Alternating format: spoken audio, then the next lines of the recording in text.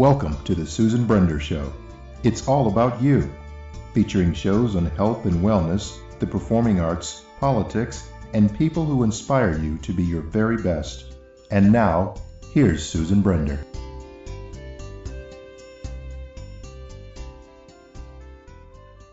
I'm Susan Brender, and this is the Susan Brender Show. I want to welcome to my show Andrew J. Schatkin. Andrew has published 2 books of general philosophical essays. One book entitled Essay on the Christian Worldview has been brought by major international universities all over the world.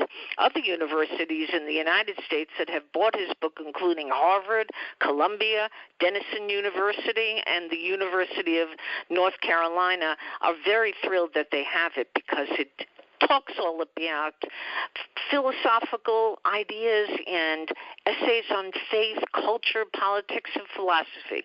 Well, there's so much more that I can tell you about him, but I believe that this is a good starter. So I want to welcome to my show again Andrew J. Schatkin.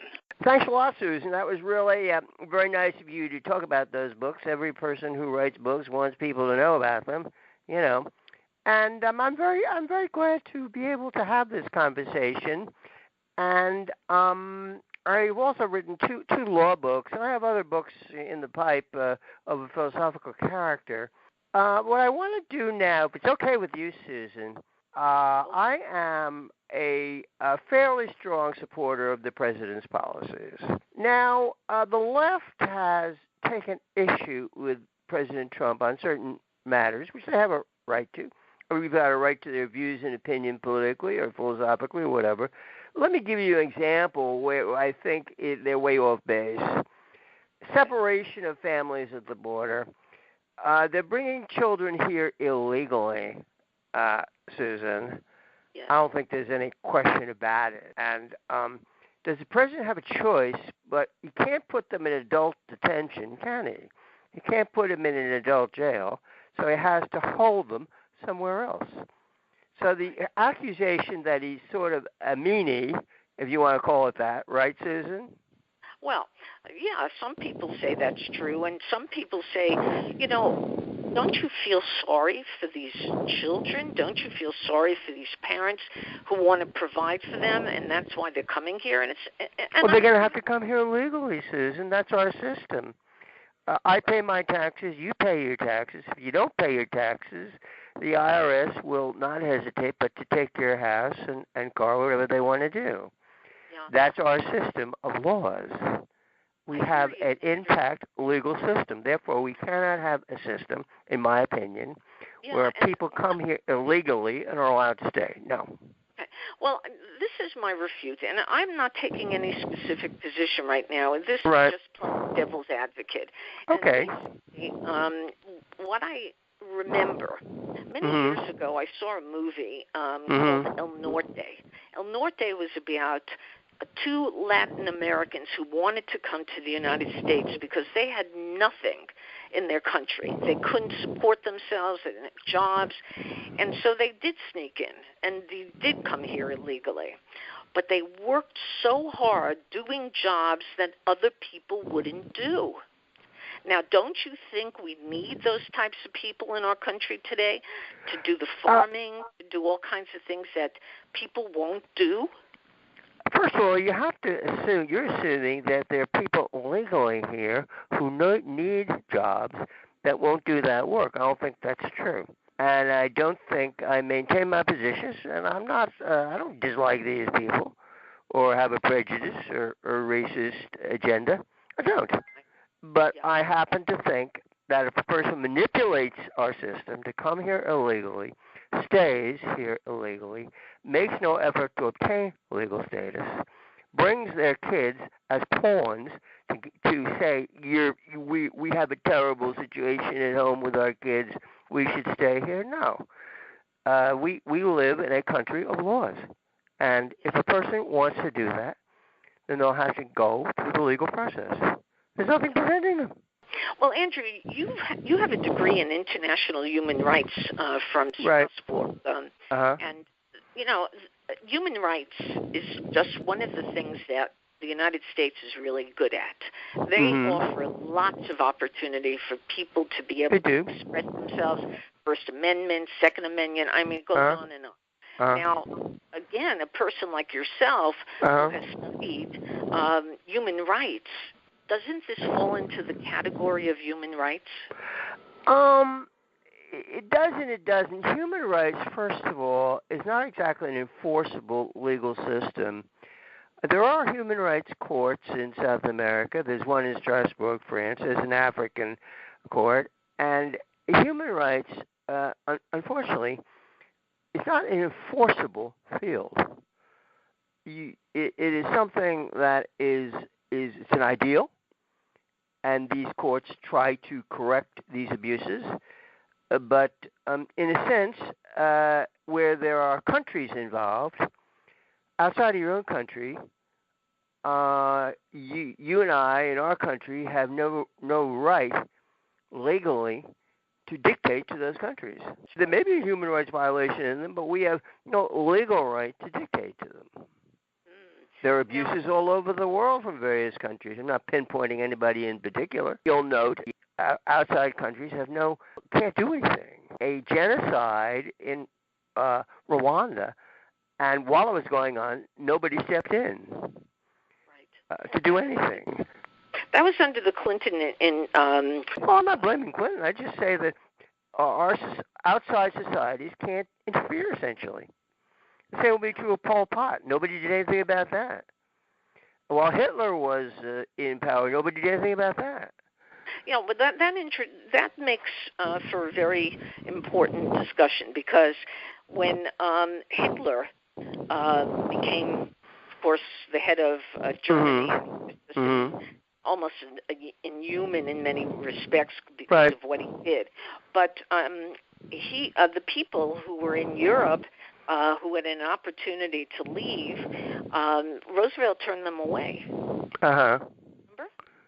Yeah, I think you mentioned that last time. Certainly, it was an incorrect decision. On the other hand,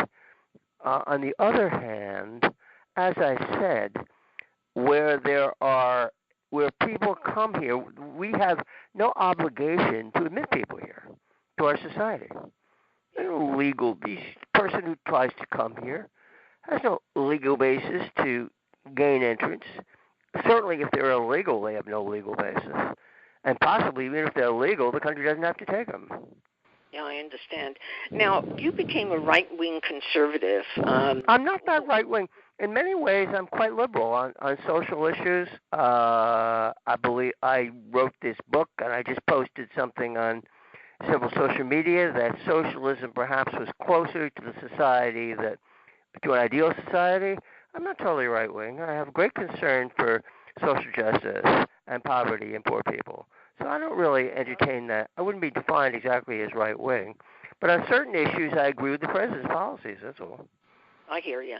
Now, that brings up the subject of the courts. Now, we have an issue with the courts because it seems, and I'm just going to say seems, that our president would like to put people on the court who are against abortion. Right. Now, do you agree with that, or do you think Well, personally, I'm against abortion for the very compelling reason, just like I'm against any form of legal violation of killing, essentially. I'm against abortion as a moral issue. I'm not sure it's an enforceable issue to make a woman to have a baby. No, I don't think you can force the issue. But for me, as a moral issue, it's a very compelling moral issue that the child should live. Also, for example, abortions are largely, as I said, this is not a right-wing statement. This is a left-wing statement. Are largely performed on Black and Latino women who are in poverty. Because the person's in poverty and the kid is not an advantaged person, should he be allowed to be disposed of? Or you might say put into a garbage can? You want to do that to people? No, you're going to extremes. No question about that. And I think, my opinion, and just take it for what it's worth, is that a woman should be able to decide what happens to her body. Now, do we want kids to be born in this country that are born into families that the person is a teenager or young, very young, doesn't have money, doesn't have a job, doesn't have education? Would it be to our advantage to allow them to decide to get rid of the child? My position is, and I'm not prepared to alter it, Susan, for better or for worse, people have value as persons. That kid about to be born has a value. The fact that they may be disabled or poor is not the compelling reason for me on this issue. The issue is just like the person who is on the brink of death. They could be 99 years old. They have equal value to me.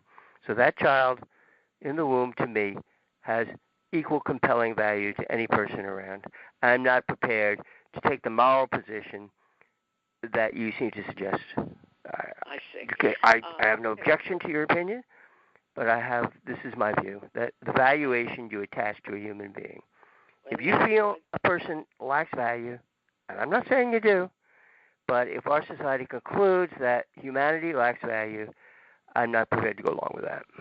Well, that's what makes this country what it is today. It's a place where you can express your opinion. Again, we're talking about the First Amendment, freedom of speech, freedom of religion.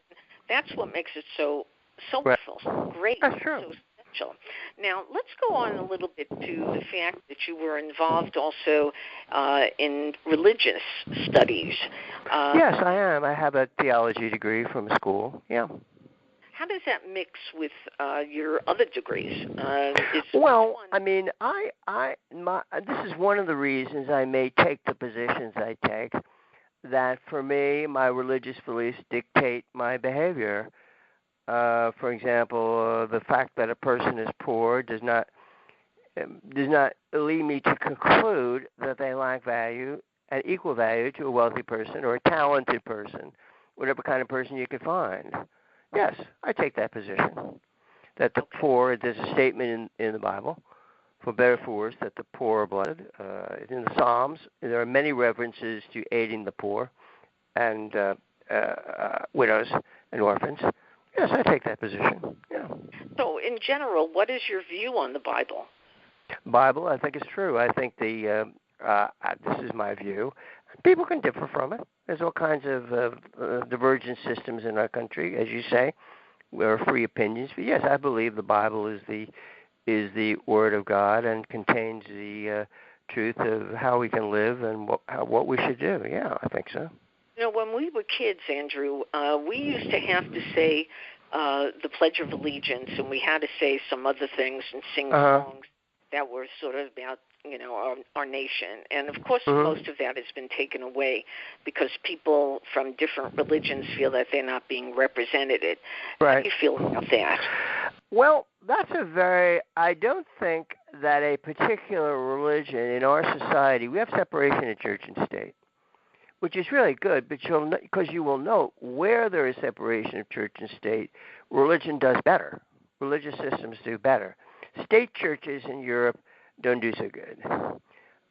Whether in England or Scandinavia or whatever, they don't do as well. There is more religious movement and activity here as a result of separation of church and state. So yes, I don't think that the religion should be brought into the public sphere. No. Okay. Now, another thing that I kind of question, and that is what is going on in our educational system today. Are we doing, let's put it this way. If you were teaching again, or if you had an opportunity to be at some of the universities that you mentioned who use your book, I like solutions. So give me a solution for this immigration that you would absolutely propose to our government, to our Congress. I think we have to live in a system of laws, Susan. The issue is not immigration or people coming here legally, which they are able to do, but I cannot endorse a society where widespread legal violation is tolerated on some kind of alleged humanitarian basis. Don't go along with it. Yeah.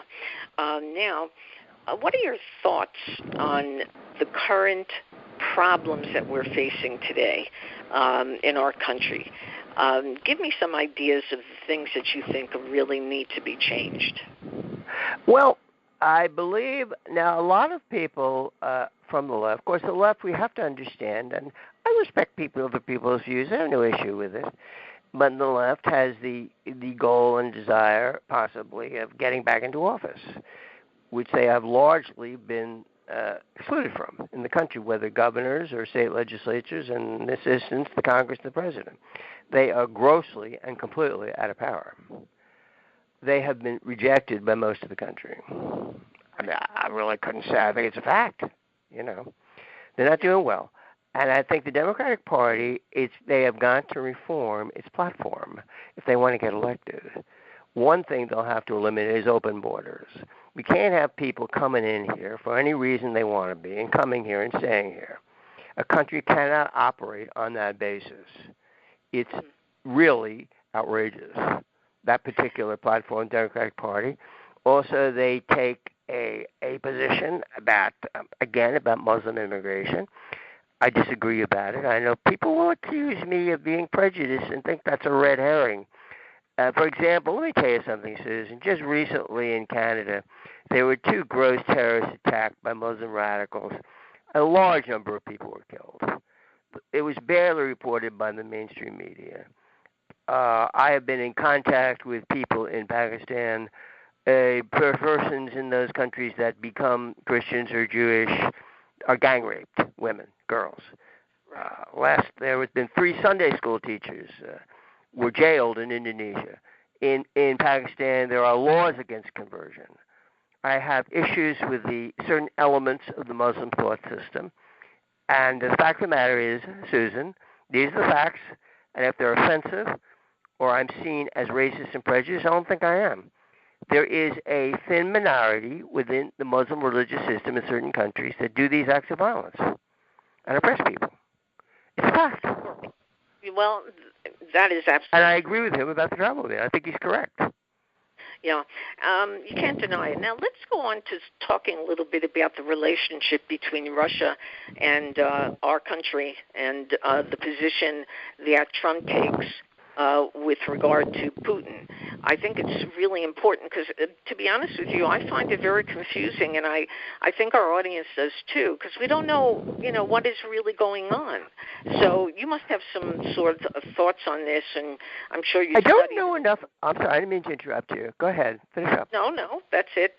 My question is, what are your thoughts on what's going on between Russia and America? This is one of these situations where all I'm getting is, as I said, is media reportage. Susan, I hate to say this, and I have nothing against the media. They're probably fine people just trying to earn money and do some work. It's all right. But I don't particularly put great credibility in the media, particularly. They may have an agenda. I don't know. But I do not put a great deal of credibility in the media. So on this issue, I can't say definitively what my view might be. But let me say this about Putin. And I think you have to have some historical understanding. Putin opposes these movements of Muslim people into Russia. And there's a historical basis for that. They have been barricaded against the expansion of these people. I have nothing against them. Look, they're very nice people. As individuals, I have nothing against them. They're created by God. They're worthy people, and I don't feel that they're bad people. They're not.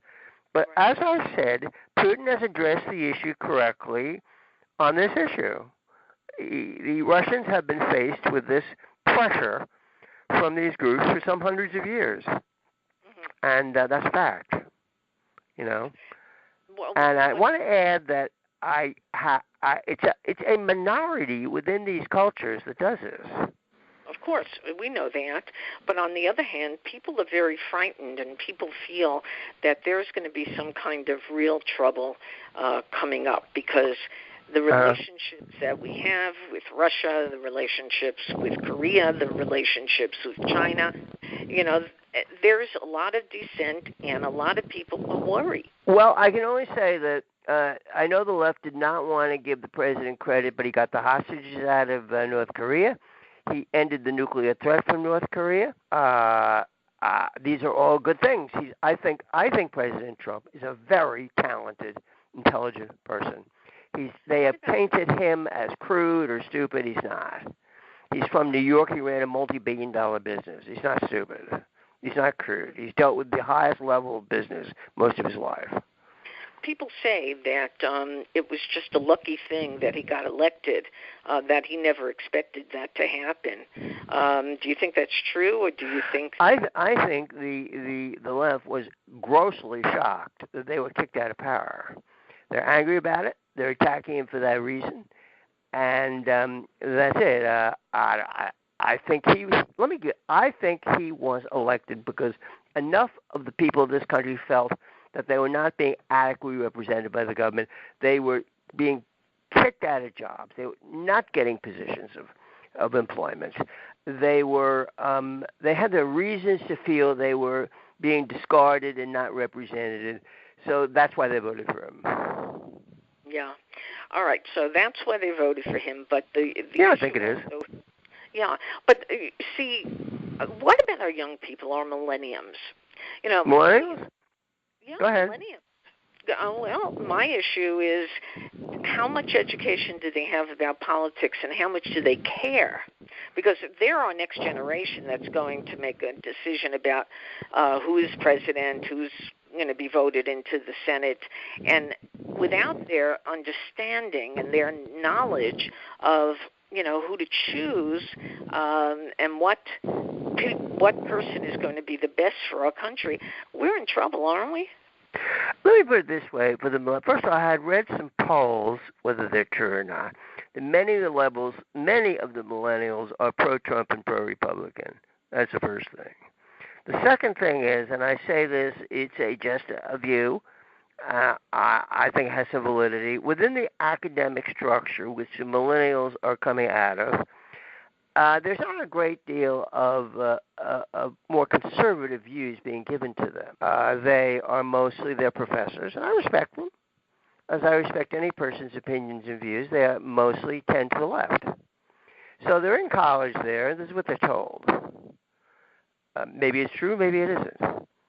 But that for me would be the issue for me.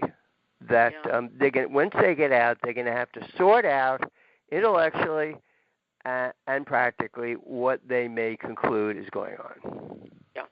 Now, you've been sort of involved with major universities like Harvard and Columbia and other universities. Mm-hmm. What are you seeing that is really the difference between how they're taught today and what they learn and what they care about in these universities, which have a lot of power? They do. The only thing is that I say the issue for me in the university system in the United States is that the left has a kind of dictatorial control, and I agree with it. I think a lot other views should be permitted, but that for me, within those places, I don't really know. I mean, maybe I'm sure there's a variety of views in those major universities. I'm sure of it. There's a variety of views. Maybe they're not being very vociferously heard, but I'm sure there's a variety of views, and different religious views and political views. I'm sure of it. Yeah. But go ahead. Sorry. What I was going to say is that there are a lot of real radical people who are in some of these universities. I don't want to mention names because it's not really fair. But on the other hand, they are really taking control of what kids learn. And that's it. I didn't want to say that because I didn't want to say something that would be seen as an offense or. Well, we're not talking about anybody specific, but am I right? Yeah, you are right. And let me put it this way, Susan. Young people, they're just starting out in life in these schools, and they're students, and they are being their minds are plastic, and they are sort of I hate to say this, perhaps the right word is indoctrinated. Would that might be the right word? I think that's a great word to express, what we're talking about. Sure. And they're told on these issues what the left tells them. Let me give you an example of the kind of thinking that maybe, I don't know, do you know about David Horowitz, a conservative thinker? I actually interviewed David Horowitz, so I... Yes. Oh, you did? Yes. I saw an interview with a California student from MSA. Now, I have looked into MSA, the Muslim Student Association. Mm-hmm. I have gained some very specific information about MSAs. They are grossly radical, determined to the destruction of our society. They make no bones about it. And they are tremendously anti-Semitic. So the MSAs, Horowitz interviewed one of these girls, and she said, the only good Jew is a dead Jew. Whoa. She made no bones about it. Now, where do you think that, who influenced her to, have that kind of position? Because that's really radical and really horrible. Well, actually, I think the MSAs, they have been investigated. I looked into this a bit. Those Muslim student associations on college campuses, they have been investigated by the FBI for their alleged traitorous, treasonable activity directed to the United States. They have been investigated. They have. So the problem has been recognized by the government. It's what I think I hear you saying is that the government is doing a cover-up. No, they're not covering up. They have investigated these Muslim student associations, and they are what I just said. Yeah, and if you could change it, how would you? Well, I mean, I couldn't say because I don't know enough about it. I do know that I have read things about MSAs that reflect what I just said. I saw that. Did you see that interview with that girl? Yeah. Well, I mean, that was what she said. I mean, so... matter of fact, one of the things that the left does not want to deal with is the significant anti-Semitism on the part of the certain elements of maybe a minority of the Muslim societies. Just recently, I detected this. A Jewish woman was burned to death and stabbed to death by a Muslim neighbor in France. So, yeah. Well, there's all kinds of problems going on in Europe. I mean, no question about it. In Germany, in France, in Italy, you're seeing the rise of anti-Semitism. Yes, there is. It's a very significant rise. I believe it can be tracked to these societies. But why? I mean, because they historically have been... I don't want to say things about people that they're going to take as some kind of hatred or offense or dislike, because it's not true. But I believe there is a historical basis for certain Muslim societies entertaining these anti-Semitic and anti-Christian views. Now, our time is almost up, so what I would like you to tell our audience is, I want to give you the last word because you have a lot to say, and I think that you have a lot to really get people to understand about. So what is the last word that you would like to Okay, the last word is that I don't want anybody here to think I have hatred or dislike for any racial or religious group. I have every goodwill toward any human being, whatever their race, religion, or national origin. But I do think that our government and our society must deal with the problem, just as I said, of illegal immigration correctly. We can't have a country where people just come in illegally and stay. I don't agree with that. The second thing I don't agree with, and I don't think I'm being unfair or sadistic, they refer to the children at the border being separated. They're separated because they're being brought here illegally and have to be kept in another place in adult detention. The president is not sadistic. He is operating and attempting to execute his obligations as a president of the United States. The last thing I have to say is that I think he was right on the travel ban. I think it was a practical decision that you cannot have people from certain countries allowed in without great substantial vetting, impossible non-admission. He has done this because of the track record and history emanating from certain societies. I think the left will not concede the fact that within those societies there is this movement. It's been going on a long time. A lot of people have died. I believe his action was practically and pragmatically correct to address a national security issue. Wow. All right. Well, today my guest has been Andrew Schatkin, who has published 3 books. He's been involved in all kinds of political things, all kinds of religious things as well, and very interesting guy who's got his opinion, and we honor everybody's opinion on the Susan Brender Show. So I want to say to you, Andrew, thank you so much for being on my show, and come back again, because I know that you will have a lot to say, and people need to learn, and this is a good way. So again. Well, Susan, I'm glad you let me be on the show, and I hope what I said was not an offense. It was not, didn't reflect hatred or dislike. To me, I believe in personal honesty and professional honesty, and I believe I'm giving honest views and opinions to the best of my ability. Thank you again. Take care, Susan. You're welcome. Back in my day, to become an author, you had to master your craft. You needed a team that you could trust, a team that would never flinch in battle. Back in my day, you would risk losing your rights and pay outrageous amounts for terrible service. Well, yesterday is not today.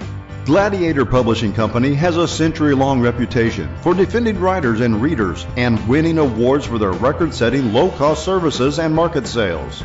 They are 75 to 80% more cost-effective and never touch your royalties or copyrights. Go with a publisher that is so transparent that they have their contract on their webpage. Have your book treated with honesty, loyalty, and respect, period. Visit us at gladiatorpublishing.com or text us at 417-291-9162.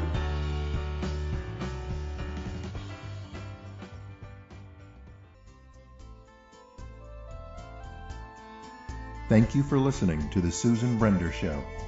To be a guest, email sebrender@yahoo.com.